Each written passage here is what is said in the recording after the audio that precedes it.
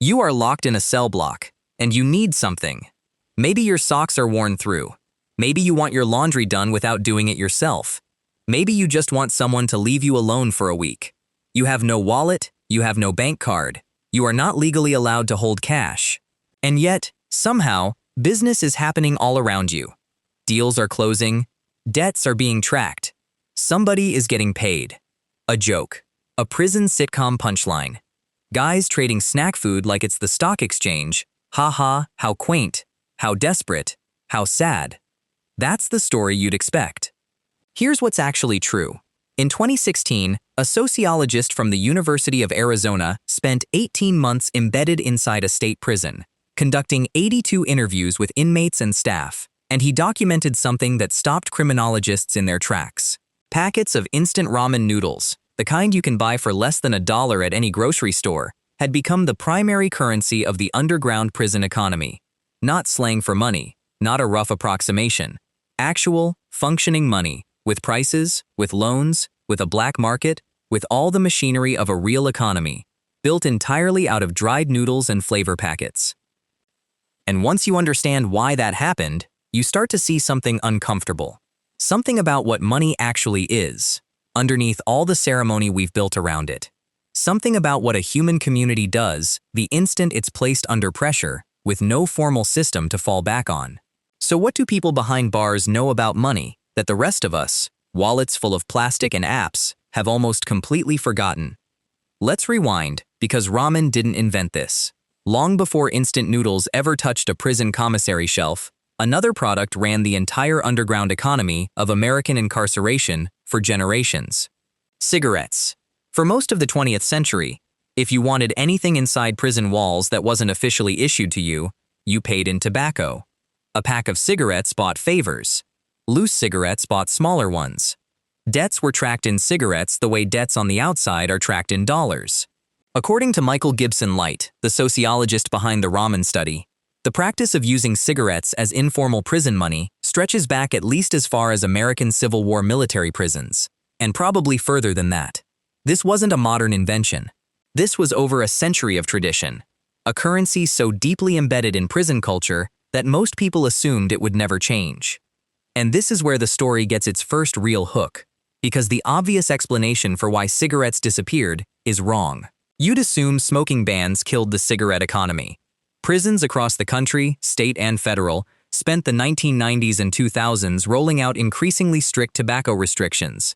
And by the time Gibson-Light started his fieldwork, plenty of facilities had gone completely smoke-free. Case closed, right? Ban the product, kill the currency, obviously. Except the prison Gibson-Light actually studied, the one where he conducted his 18 months of fieldwork, had no smoking ban. Tobacco was still legally available. Cigarettes were still sitting on commissary shelves, and ramen noodles had already dethroned them anyway. Which means the entire explanation everyone assumed, the tidy story about tobacco policy, doesn't hold up. Something else was going on. Something structural. Something that had almost nothing to do with smoking at all, and everything to do with what these men were being fed and what they weren't. Here's the layer most people miss entirely, and it's the one that actually matters. There are 3 separate forces that pushed ramen to the top of this economy, and the third one is the uncomfortable one. The one that turns this from a quirky trivia fact into a story about how the American prison system quietly changed shape over the last few decades and made an entire population of people hungrier as a side effect of a budget spreadsheet. Let's build the case properly, because the data here is remarkable. Gibson-Light didn't just note that ramen was being traded, he mapped an entire economy around it. In the prison he studied, which he gave the pseudonym Sunbelt State Penitentiary to protect its identity, ramen packets were referred to simply as soups. And soups did not just buy other snacks. Soups bought services. A prisoner could pay another prisoner in soups to clean his bunk, to do his laundry, to cut his hair, to hold his place in line. Soups bought hygiene products when the store ran short. Soups bought clothing. Soups even started replacing postage stamps and envelopes, the previous runner-up currency, as the preferred medium for smaller transactions. An entire informal financial system, complete with pricing conventions and reputational consequences for men who didn't pay their debts, built on top of a food product that costs pennies on the outside. Why ramen specifically, and not, say, candy bars or coffee or something else on the commissary shelf? Because ramen checks every box a functioning currency needs. It is cheap and available to almost everyone, which means it can circulate widely, instead of pooling in the hands of a few wealthy inmates. It doesn't spoil quickly, so it holds value over time the way a dollar bill does and a piece of fresh fruit never could. It comes in a standardized unit. One packet is one packet. Everywhere, every time. Which solves a problem that plagues every barter economy in history. The problem economists call the coincidence of wants. Needing to trade for exactly the right thing at exactly the right time. And critically, it delivers something that mattered more than taste. Calories. A lot of them, cheaply, in a package small enough to store and trade without drawing attention. And that detail, calories, is the thread that pulls this whole story somewhere darker. Because Gibson-Light's interviews revealed the actual root cause behind ramen's rise. And it wasn't nostalgia for noodles.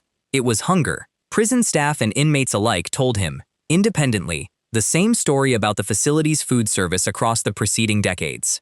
Quality down. Quantity down, reliability down. One staff member described how the prison used to control its own kitchen operations directly, feeding inmates on a food budget of roughly $2 per tray per meal, before food service was handed off to outside contractors chasing lower costs. Portions shrank. Meals got skipped or trimmed. The chow, in the blunt words of one inmate Gibson-Light interviewed, was simply bad, and it was not enough. Men were leaving the cafeteria hungry, on a predictable schedule, inside a system that offered no formal way to complain that would actually change anything.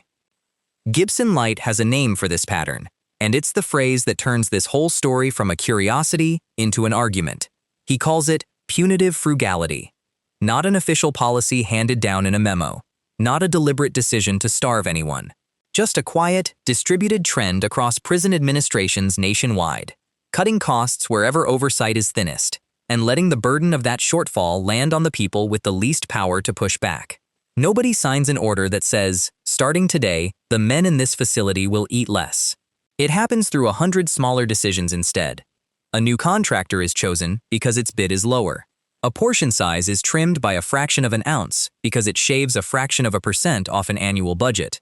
A vegetable is swapped for something cheaper and less filling. Individually, each decision looks like sound fiscal management.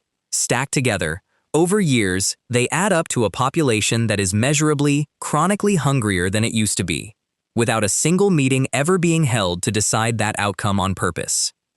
And the men living inside that shortfall did the only thing left available to them. They built their own economy to solve the problem the institution wouldn't. If the system won't reliably feed you, you find a way to guarantee your own calories, and you find a way to trade the surplus for everything else you need. That is not a joke about prison life. That is one of the oldest instincts our species has. The instinct to organize, trade, and survive the moment a formal structure fails to provide. It is worth sitting with that for a second, because it reframes the entire premise of this video. This isn't a story about men getting creative with snack food out of boredom. It's a story about a population quietly solving a problem the institution responsible for their care had stopped solving for them. And ramen wasn't even the only proof of this pattern playing out in American incarceration at the same time. Around the same period, Gibson-Light was doing his fieldwork, reporting on federal prisons, the ones that had gone through a nationwide indoor smoking ban in the mid-1990s and a full tobacco ban in the following decade, documented inmates using something almost nobody would guess: sealed pouches of mackerel, cans of fish, sold for around $1 at the commissary, hoarded and traded the same way soups were being hoarded and traded in the state system. Federal inmates reportedly nicknamed the currency after the fish itself, and it functioned exactly the same way ramen did in a completely separate part of the country. Different institution, different commissary, different product entirely, same underlying behavior. Which tells you something important before we even get to the deeper explanation. This wasn't one prison's quirk. It was a pattern, showing up wherever the conditions were right, using whatever shelf-stable, calorie-dense, widely wanted product happened to be sitting on that particular commissary shelf. And here's the part that should genuinely surprise you, Because this exact pattern has shown up before, in one of the strangest and most famous studies in the entire history of economics, decades before anyone had heard of Sunbelt State Penitentiary. In the 1940s, a British economist named R.A. Radford spent time as a prisoner of war, held in German and Italian camps during the Second World War. And while he was there, he did something almost nobody else in his position would have thought to do. He studied the economy that spontaneously formed around him. Cigarettes became the currency inside those camps too, for reasons almost identical to what Gibson-Light would later document in an American prison 70 years later. Prices settled into rough consistency across different parts of the same camp. Informal markets emerged for trading rations. Debts were tracked and honored. A functioning price system, with no government, no central bank, and no printed currency, assembled itself out of pure necessity among men who had lost almost everything else. Radford published his observations in an academic paper that economists still study today, because it proved something they'd only ever theorized.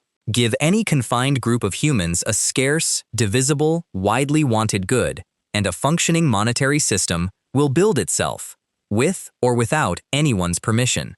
What made Radford's account so compelling wasn't just that trading happened. It was how closely that trading mirrored a real, functioning national economy, complete with its problems. When a fresh shipment of Red Cross parcels arrived, flooding the camp with more cigarettes than usual, prices for other goods rose almost immediately. The exact same inflationary effect you'd expect if a central bank suddenly printed more currency. When supply tightened, prices fell just as predictably. Some men, according to Radford, effectively became merchants, walking the camp, buying low from prisoners who didn't know or didn't care what something was really worth, and selling high to prisoners who did. Others became something closer to bankers, holding cigarettes on deposit and extending credit to men who were temporarily out. None of these roles were assigned. Nobody was elected treasurer of the camp. The structure simply emerged, the way a flock of birds turns in unison without a leader calling the direction, because enough individuals, acting in their own interest, produced a coherent system as a byproduct. That's what makes the ramen story so much bigger than prison trivia. It's not really about noodles. It's a live demonstration of what money actually is, stripped of everything we normally associate with it. No government declared ramen legal tender. No central authority stamped a value onto each packet. There is no ramen mint, and yet ramen functions, inside these walls, exactly the way a currency is supposed to function. It's a store of value, because it doesn't spoil for months. It's a unit of account, because everyone agrees on what one packet is worth relative to a service or another good. And it's a medium of exchange, because two men who each want something the other has can use ramen to bridge the gap between them without needing to want each other's exact goods directly. Every basic property economists assign to money, cigarettes had it, ramen has it now, and neither one needed a government to make it true. Here's the part nobody expects, though, and it's the twist that reframes everything you've just heard. It would be easy to file this away as a clever, slightly grim story about prison ingenuity and move on. But Gibson-Light's research points somewhere much less comfortable than that. The rise of ramen as currency isn't really a story about prisoners being resourceful, even though they clearly are. It's a measurable symptom of a policy shift happening across the entire American correctional system, one that mostly stays invisible to anyone who isn't locked inside it or studying it professionally. As states shifted food services toward private contractors chasing thinner margins, the caloric floor that inmates could actually count on quietly eroded, one contract renewal at a time, one shrinking portion at a time, with no single moment where anyone could point and say, "Here, this is where it went wrong." It happened gradually enough that by the time researchers went looking for the effects were already showing up in the currency itself. You can track budget cuts, in other words, by watching what a population starts trading to survive them. Hunger left a paper trail, and the paper trail was a noodle packet. And there's a second layer to the twist that's almost more unsettling than the first. Gibson-Light found that this shift wasn't isolated to one facility, one contractor, or one state. He pointed to similar findings turning up in other prisons around the country, including facilities that had never implemented tobacco bans at all, meaning the ramen shift was happening independently of smoking policy in multiple places at once. That's not one warden's decision. That's not one bad contract. That's a pattern, replicated across state lines, among populations with no way to coordinate with each other, all converging on the exact same solution to the exact same problem, because the underlying condition, insufficient food, was itself widespread. A collective response, emerging without anyone organizing it, is one of the eeriest things a social system can produce, and it's exactly what happened here. Push a little further into how this economy actually operates, and it gets even more sophisticated than you'd expect from something built entirely underground. This isn't loose, disorganized bartering. Inmates described pricing conventions, informal but consistent, where everyone in a given unit generally agreed on what a particular service or item was worth in soups. Reputation mattered enormously. A man who failed to pay a ramen debt on time didn't just lose access to future trades, he lost standing, the kind of social currency that in a prison environment can matter as much as the literal currency itself. Some men effectively became small-scale bankers, holding surplus soups and extending informal credit to others.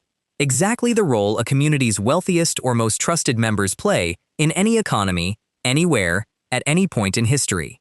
There were disputes too, the same way any economy generates disputes. A man who felt shorted on a trade had no court to appeal to, no regulator to file a complaint with, only the informal, sometimes brutal enforcement mechanisms that any unregulated market falls back on when there's no higher authority to referee it. That's not a footnote to this story. It's a reminder of exactly why formal institutions, courts, contracts, regulators, exist in the first place. Take them away, and people don't stop trading. They just trade without a safety net. None of this was designed. None of this was taught. It assembled itself, the same way markets have assembled themselves in every deprived, confined human population that has ever been studied. From wartime camps to post-war rationing economies to, now, contemporary American prisons. Give people scarcity, a shared need, and no formal system to manage either one, and a market appears, fully formed, usually within a matter of months. Which brings us to the question this whole video has actually been circling from the very first second. What does a functioning economy actually require? Not a mint, not a government, not even paper or metal. It requires scarcity, something genuinely limited enough to be valuable. It requires divisibility, something that can be broken into consistent, comparable units. It requires durability, something that holds its value across time instead of rotting on the shelf. And it requires trust, a shared agreement among strangers that this thing, whatever it is, will still be worth something tomorrow. Give a group of humans those four conditions and take away every formal currency you can think of, and they will build money out of whatever is left standing. Cigarettes in a 1940s prisoner of war camp. Cigarettes in American prisons for a century. Ramen noodles in 21st century America. The material changes.